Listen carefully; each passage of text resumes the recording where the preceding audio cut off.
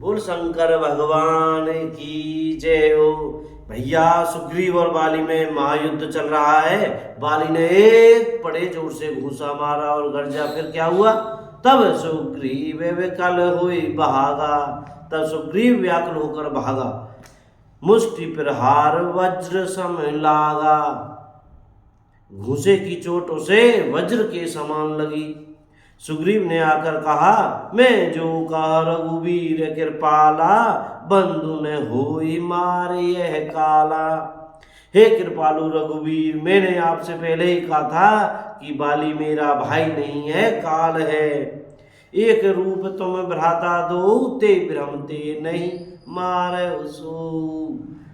श्री राम जी ने कहा, तुम दोनों भाइयों का एक सा ही रूप है, इसी प्रकार इसी भ्रम से मैंने उसको नहीं मारा।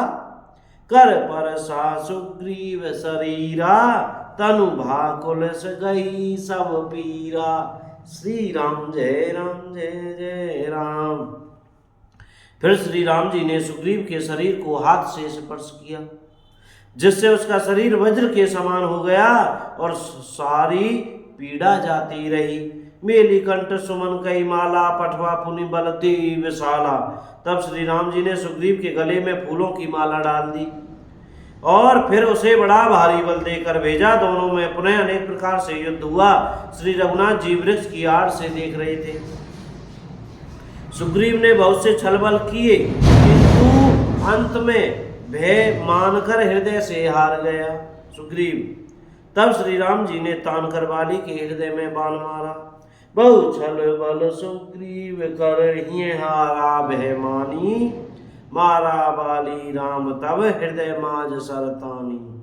श्री राम जय जय राम। देखिए इतना सुंदर संवाद संत श्री तुलसीदास जी महाराज ने इसमें लिखा है कि सुग्रीव ने बहुत से छल बल किए, किंतु अंत में भय मानकर हृदय से हार गए। जब कोई भी आदमी हृदय से हार जाता है और प्रभु का सिमरन करता है, तब प्रभु तभी सहायता करते हैं जब अपना लेश मात्र भी बल या कुछ भी नहीं रह जाता।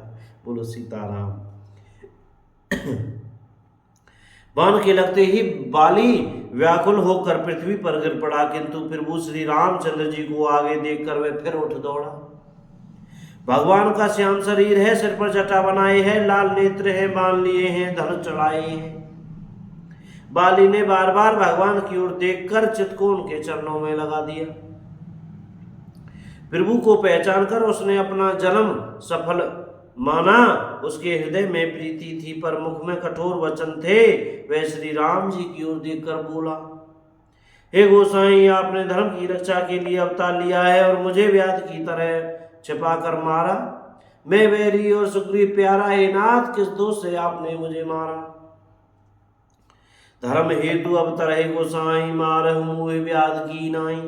मैं बैरी सुग्रीव प्यारा, अवगुण कमल नाथ मोहि मारा। श्री राम जय जय राम। श्री राम जी ने कहा, हे मूर्ख सुन, छोटे भाई की स्त्री, बहन पुत्र की स्त्री और कन्या, ये चारों समान हैं। इनको जो कोई बुरी दृष्टि से देखता है, उसे मारने में कुछ भी पाप नहीं होता। मूढ़ तो ही अतिशय अभिमाना, नारी से खावन कर सिन काना। ये मूढ़, तुझे अत्यंत अभिमान है, तूने अपनी स्त्री की सीख पर भी कान ध्यान नहीं दिया। सुग्रीव को मेरी भुजाओं के बल का आश्रित जानकर भी, अरे अधम अभिमानी, तूने उसको मारना चाहा। बाली ने कहा, हे श्री राम जी सुनिए, स्वामी आपसे मेरी चतुराई नहीं चल सकती है। प्रभु, अंतकाल में आपकी गति शरण पाकर मैं अब भी पापी ही रहा। बाली की अत्यंत कोमल वाणी सुनकर श्री राम जी ने उसके सिर को अपने हाथ से स्पर्श किया और कहा, मैं तुम्हारे शरीर को अचल कर दूं, तुम प्राणों को रखो। बाली ने कहा, हे कृपा निधान सुनिए, जन्म जन्म मुनि जतन कराई, अंत राम कही आवत नाही। जासु नाम बल शंकर काशी, देत सबहि समगति अविनाशी। श्री राम जय जय राम। मुनिगण जन्म जन्म में, प्रत्येक जन्म में अनेकों प्रकार का साधन करते रहते हैं, फिर भी अंतकाल में उन्हें राम राम नहीं कह आता, उनके मुख से राम नाम नहीं निकलता। जिनके नाम के बल से शंकर जी काशी में सबको समान रूप से अविनाशी गति मुक्ति देते हैं। मम लोचन गोचर सोई आवा, बहुरी की प्रभु हस बन ही बनावा।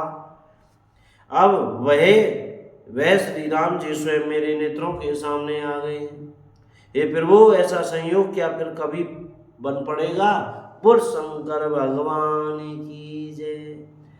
जय सिया राम। बोल अयोध्या धाम की जय, वृंदावन धाम की जय, चमेलीवन धाम की जय, सब संतन की जय, सब भक्तन की जय, अपने अपने गुरु महाराज की जय। जय जय श्री सीताराम। राधे श्याम। भैया बोलने में, पढ़ने में, कहने में, सुनने में हमसे कोई गलती हो गई हो तो कृपया क्षमा करते रहिएगा, और मुख से सीताराम सीताराम, राधे श्याम बोलते रहिएगा। भैया यह संवाद श्री रामचरितमानस किष्किंधा कांड से था।